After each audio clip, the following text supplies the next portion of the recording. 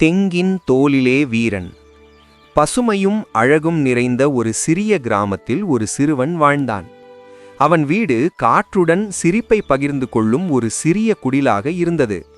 ஆனால் கிராமம் மகிழ்ச்சியுடன் இருக்கவில்லை. ஒவ்வொரு இரவும் காட்டு நாய்களும் காட்டுப் பன்றிகளும் வயல்களில் நுழைந்து பயிர்களை அழித்துவிடும். அந்த சிறுவன் தனது கிராமத்தை காப்பாற்ற ஏதாவது செய்ய வேண்டும் என்று எண்ணினான். அவனிடம் பணமோ ஆயுதமோ எதுவும் இல்லை. ஆனால் இருந்தது தைரியமும் சிந்தனையும் தான்.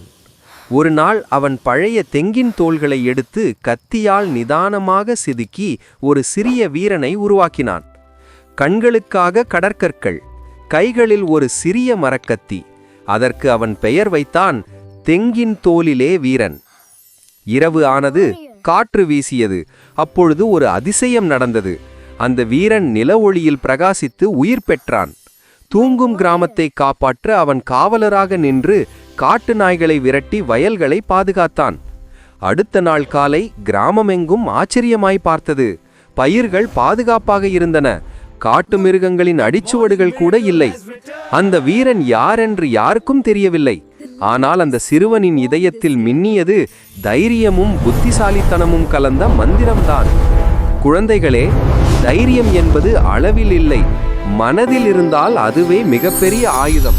சிறிய சிந்தனையாலும் அன்பாலும் பெரிய மாற்றங்களை உருவாக்க முடியும்.